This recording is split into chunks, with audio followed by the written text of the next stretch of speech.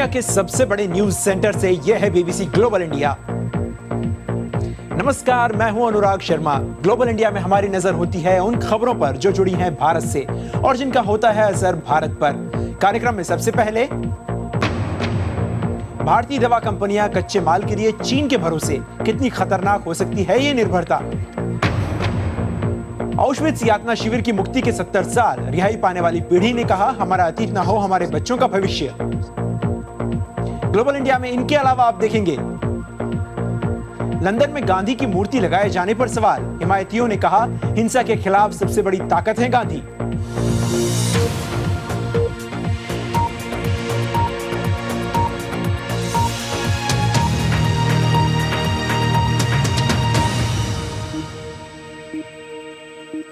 स्वागत है आपका ग्लोबल इंडिया की ताजा कड़ी में। बुखार के इलाज के लिए इस्तेमाल होने वाली पैरासिटामोल हो या इन्फेक्शन से निपटने के लिए एमोक्सिसिलिन, भारत में बिकने वाली कई दवाइयों के लिए कच्चा माल चीन से आता है। अब भारत सरकार को चिंता है कि चीन से किसी विवाद की हालत में भारत में स्वास्थ्य संकट खड़ा हो सकता है। क्या वाकई में ऐसा है? शिल्पा कन्नन की रिपोर्ट। भारत और चीन के व्यापारी धंधे की बारीकियों में व्यस्त है। वैसे आमतौर पर दोनों देशों के व्यवसायी एक दूसरे को शक की नजर से देखते हैं। ऐसे ही बैठकों की वजह से ये दोनों देश दवाओं के बिजनेस में छाते जा रहे हैं। लेकिन भारत इससे ज्यादा खुश नहीं है। भारत की स्वास्थ्य सेवाएं कई जरूरी जीवन रक्षक दवाओं पर निर्भर करती है। हाल के वर्षों में चीन से एंटीबायोटिक दवाओं का आयात दुगना हुआ है।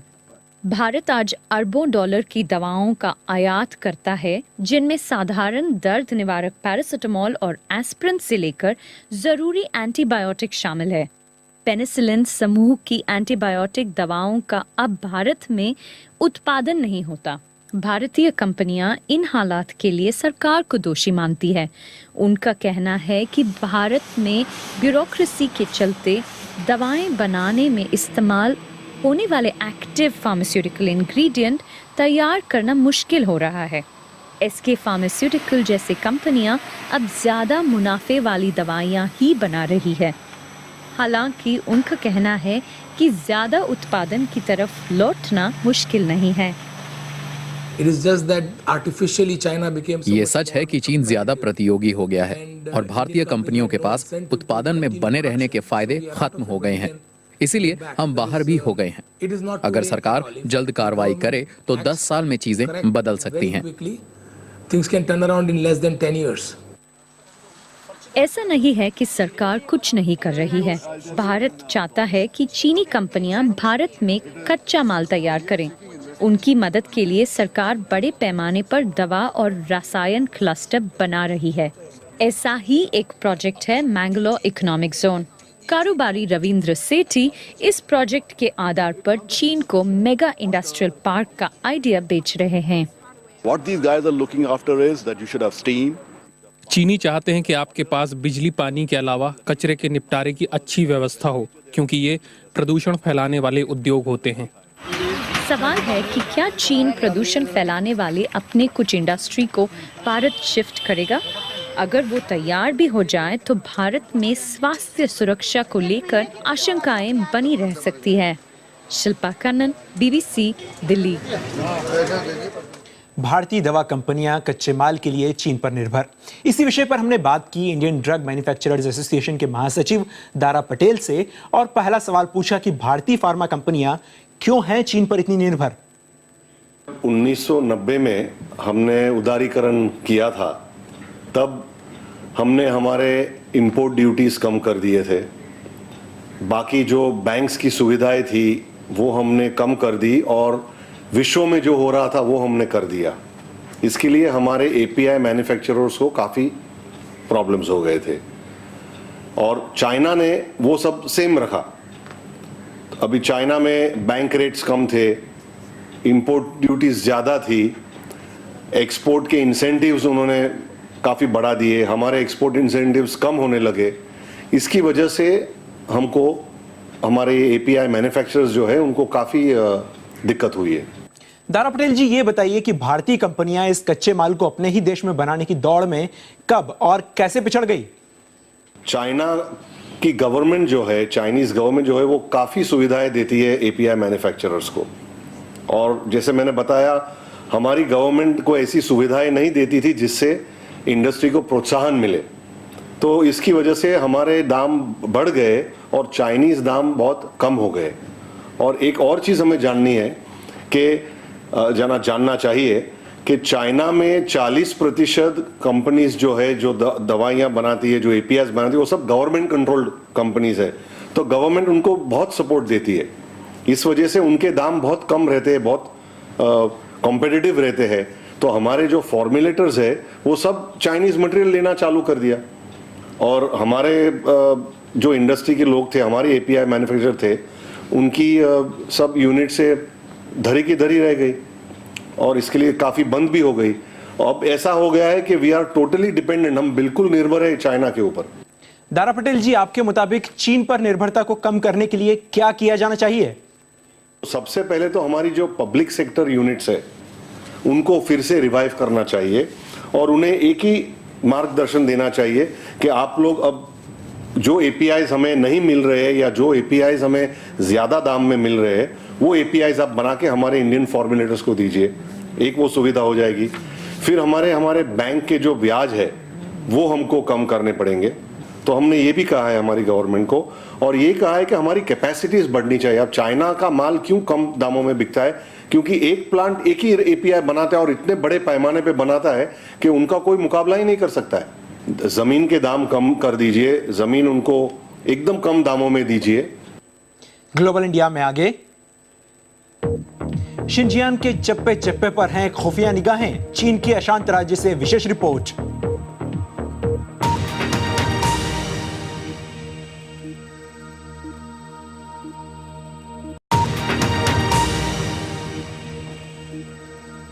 लंदन में बीबीसी ब्रॉडकास्टिंग हाउस से आप देख रहे हैं ग्लोबल इंडिया। मैं हूं अनुराग शर्मा। दूसरे विश्व युद्ध में नाजी सेना ने यहूदियों को खत्म करने के लिए कॉन्सेंट्रेशन कैंप बनाए थे, जिनमें सबसे बड़ा कैंप था पोलैंड का ऑश्विट्ज़। यहाँ 10 लाख से भी ज़्यादा लोगों को मारा गया, जिनमें ज़्यादातर यहूदी थे। बाद में सोवियत सेना ने इस यातना शिविर को बंद करवाया। इस हफ्ते इस घटना के 70 साल पूरे हुए।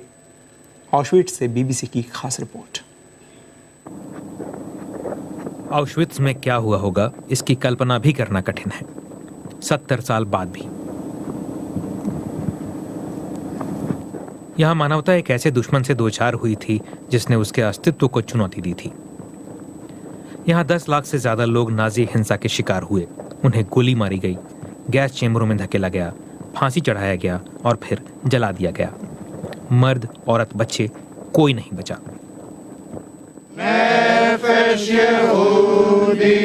और ये वो आवाजें हैं जो शायद कभी नहीं सुनाई देती। ऑश्विट्ज़ के 300 बंदी शिविर बंद होने की 70वीं बरसी पर जमा हुए हैं। समय के साथ उनकी संख्या घट रही है। 10 साल पहले ऐसे 1,500 गवाह मौजूद थे। मोर्तिकाई रोनन केवल 11 साल के थे जब उन्होंने मौत के उस चेंबर में अपने माता पिता और 2 बहनों को हमेशा के लिए खो दिया।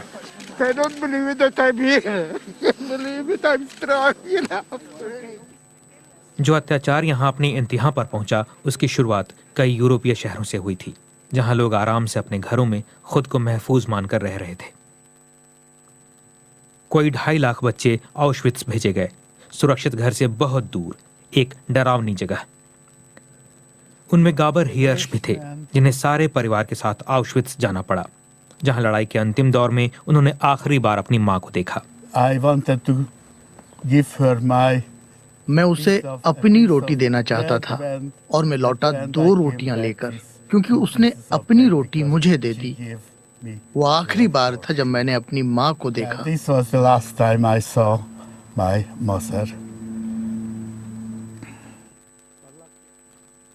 ये तस्वीर ऑश्विट्ज़ शिविर बंद कराने के दिन एक सोवियत सैनिक ने ली थी, जिनमें 15 साल के गाबर हियर्श भी थे। 70 साल बाद पहली बार उनकी मुलाकात हुई इस तस्वीर में दिख रहे 4 बच्चों से। What's your name? Gabor Hirsch. Sure, now Gabor Hirsch. Yeah. ऑश्विट्ज़ के इन गवाहों के लिए ऑश्विट्ज़ एक दर्दनाक कहानी तो है, फिर भी वो इसे बार बार सुनाना चाहते हैं, जब तक संभव है तब तक। और मानवता के लिए ये वो भयावह इतिहास है जिससे नस्ल, जाति और धर्म के आधार पर नफरत के बारे में एक चेतावनी मिलती है, जिसे अक्सर भुला दिया जाता है। BBC report. ग्लोबल इंडिया में खबरें और भी हैं, लेकिन पहले BBC ग्लोबल एक्सक्लूसिव राउंडअप, दुनिया की बड़ी खबरों पर BBC की खास नजर। मुश्किल वक्त से जूझ रहे ग्रीस के एथेंस में थे BBC संवाददाता गैविन हेविट। यहां खर्च कटौती से जुड़ी कड़ी शर्तों के विरोधी वामपंथी सिरिजा पार्टी ने संसदीय चुनाव जीता है। नए प्रधानमंत्री अलेक्सिस सिप्रास ने ग्रीस को कर्ज संकट से मुक्ति दिलाने का वादा किया है। सिप्रास का कहना है कि वो बेल आउट पैकेज की शर्तों पर दोबारा बातचीत करेंगे। ग्रीस को आर्थिक मदद देने वाले यूरोपियन यूनियन, यूरोपीय केंद्रीय बैंक और IMF ने बड़े पैमाने पर खर्चों में कटौती की शर्तें रखी हैं। चीन के शंघाई में थे BBC संवाददाता चार्ल्स एडवर्थ, जहां BBC को दलाई लामा और चीन सरकार के वरिष्ठ अधिकारी रहे शियाओ वुनन की मुलाकात का वीडियो मिला है। शियाओ ने ही ये वीडियो BBC को दिया है। शियाओ दलाई लामा से भारत में मिले थे। इस वीडियो में एक जगह दलाई लामा चिंता जताते हैं कि चीन में नकली महंत बौद्धों का शोषण कर रहे हैं। इसके जवाब में शियाओ कहते हैं कि यही वजह है कि चीन को एक बौद्ध नेता की जरूरत है और दलाई लामा अहम साबित हो सकते हैं। दक्षिणी सूडान के पूर्वी जोंगले में थे BBC के एड थॉमस, जब यहां विद्रोहियों ने 280 बाल सैनिकों को रिहा कर दिया।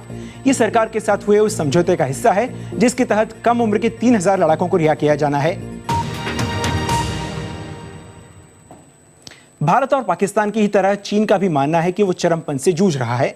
1 साल से ज्यादा वक्त से चीन चरमपंथियों पर कार्रवाई कर रहा है, लेकिन इस कार्रवाई की आड़ में वीगर बहुल शिंजियांग में लोगों के अधिकारों को कुचलने के भी आरोप लगते रहे हैं। क्या है इन आरोपों की हकीकत? BBC की खास पड़ताल। चीन की पश्चिमी सीमा पर बसा है शिंजियांग, जहां लगभग आधी आबादी वीगर मुसलमानों की है। टोक भाषा बोलने वाले ये 1 करोड़ वीगर चीन के दूसरे लोगों से बहुत अलग हैं। चीन को उन पर भरोसा भी नहीं है। यहाँ चप्पे चप्पे पर मुखबिर हैं जो सरकार के खिलाफ बोलने वालों की जासूसी करते हैं। चीन सरकार ने यहाँ चरमपंथियों की धरपकड़ का अभियान चला रखा है और इस कोशिश में लोगों के नागरिक अधिकारों का हनन होता रहता है। चीन का सब्र टूटा अक्टूबर 2013 में तियाननमेन स्क्वायर पर हुए इस हमले के बाद। हमलावर चीन की इस हृदय स्थली पर चोट करने 2000 मील दूर से आए थे। उन्होंने सैलानियों को मारा और फिर अपना वाहन जला डाला। हमले से पहले उन्होंने अपना वीडियो भी बनाया था। चीन ने कहा उन्हें विदेशों में बने जिहादी वीडियो ने चरमपंथी बनाया, लेकिन उनके चरमपंथी बनने की पूरी कहानी क्या यही है? BBC के पास ऐसी खबरें थी कि सरकार ने उनकी मस्जिद का एक हिस्सा ढहा दिया था और उन्होंने बदला लेने की कसम खाई थी। BBC टीम ने उनके गांव जाने की कोशिश की, पर पुलिस ने उनकी कार रास्ते से ही लौटा दी। फिर कोशिश हुई सरकारी बस से जाने की। चीन सरकार का मानना है कि चरमपंथ के पीछे असल वजह है धर्म। 50 से कम उम्र के लोग दाढ़ी नहीं रख सकते। महिलाओं के हिजाब पहनने को अच्छा नहीं समझा जाता। इस यात्री ने बताया कि सरकारी अफसर मस्जिदों में नमाज नहीं पढ़ सकते। पुलिस चौकियों पर वीगर युवाओं से पूछताछ होती है। अब उनके मोबाइल फोन की भी जांच होती है कि उस पर कोई धार्मिक वीडियो तो नहीं। पुलिस ने BBC टीम के पासपोर्ट ले लिए और इस तरह कथित हमलावरों के गांवों तक पहुंचना संभव नहीं हो सका। सरकार वीगरों से डरती है और वीगर सरकार से। यहाँ दीवारों के भी कान होते हैं और कोई कुछ बोलने की हिम्मत नहीं करता, क्योंकि सरकार सवाल करने वालों और हथियार उठाने वालों में फर्क नहीं करती। BBC report. ग्लोबल इंडिया में आगे, हिंदी फिल्मों के मुरीद अफगान अब सीख रहे हैं अपने चहेते सितारों की जुबान।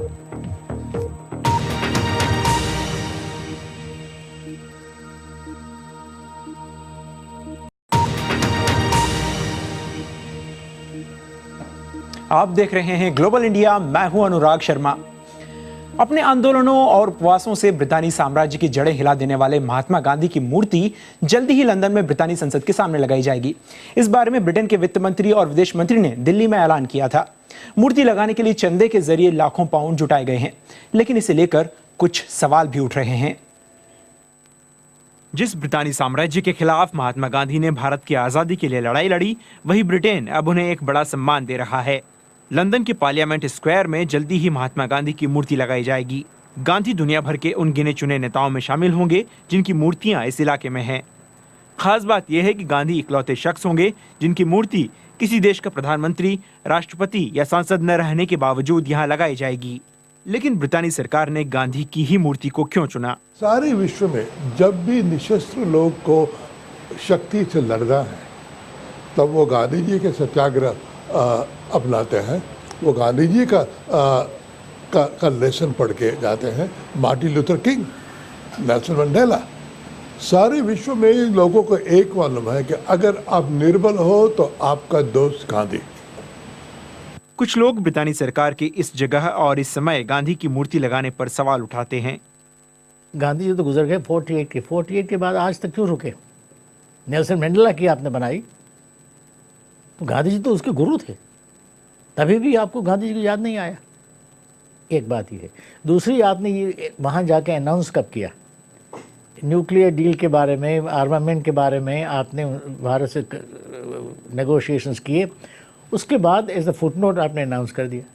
अरे भाई, आप ये वायलेंस की बात कर रहे हो, आर्मामेंट के साथ साथ ये अहिंसा की मूर्ति को भी आपने जोड़ दिया। लंदन में भारतीय मूल की एक महिला इतिहासकार ने भी महिलाओं के बारे में गांधी के रवैये पर सवाल उठाते हुए मूर्ति लगाने का विरोध किया है, लेकिन उन्होंने बीबीसी से कैमरे पर कुछ भी कहने से मना कर दिया। Anurag Sharma, BBC news, London. Pakistani समाज में सेक्स को लेकर कई गलतफहमियां हैं और आमतौर पर वहां सेक्स के बारे में बात करना भी ठीक नहीं समझा जाता, लेकिन एक पाकिस्तानी टीवी शो इन भ्रांतियों को तोड़ रहा है। क्या यह कार्यक्रम अपने मकसद में कामयाब हो पा रहा है? शाहजेब जिलानी की रिपोर्ट। 5, 4, 3, 2, 1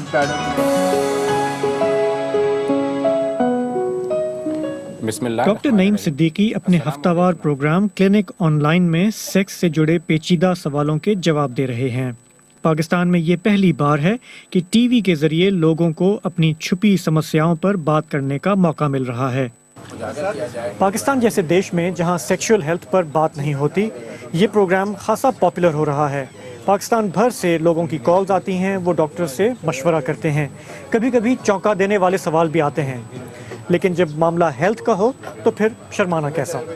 डॉक्टर साहब कॉलर्स को ज्यादातर मशवरे मेडिकल के आधार पर देते हैं, लेकिन कभी कभी वो पटड़ी से उतर जाते हैं। एक्चुअली जो ये सेक्स की ये प्रॉब्लम होती है ना, जो फिंगर से करते, उस चीज की मुझे आदत लग गई है। आप नमाज की पाबंदी करें। और ये महिला जानना चाहती हैं कि वो खुद ही यौन सुख पाने की आदत से कैसे छुटकारा पा सकती हैं। सवाल था मेडिकल का, लेकिन जवाब में वो धर्म को क्यों बीच में खींच लाए। ऐसा इसलिए क्योंकि हमारी व्यवस्था में सब कुछ इस्लाम में है। Everything is in Islam. Pakistan के रूढ़िवादी समाज में यौन सेहत एक ऐसा विषय है जिस पर खुलकर बात करना गलत समझा जाता है। यहाँ तक कि डॉक्टर भी गलतफहमियों से परे नहीं। कभी कभी आप पाएंगे कि डॉक्टर भी ऐसा ही सोचते हैं। वो ऐसा इसलिए सोचते हैं क्योंकि उनकी पृष्ठभूमि ऐसी होती है। पाकिस्तान में यौन सेहत एक मुश्किल विषय है। धार्मिक आलोचना के डर से इस पर अक्सर खुलकर बहस नहीं हो पाती, लेकिन जागरूकता बढ़ाने के लिए कुछ कदम उठाए जा रहे हैं और बेहतरी के लिए ये बात उम्मीद की किरण से कम नहीं। Shahzeb Jilani, BBC news, Karachi. और अब तकनीक की दुनिया की खबरें क्लिक में।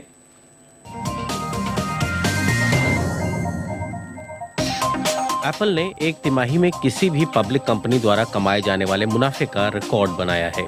साथ ही एप्पल चीन में स्मार्टफोन बेचने वाली नंबर 1 कंपनी भी बन गई है। कंपनी ने एप्पल वॉच लॉन्च करने का भी ऐलान किया है।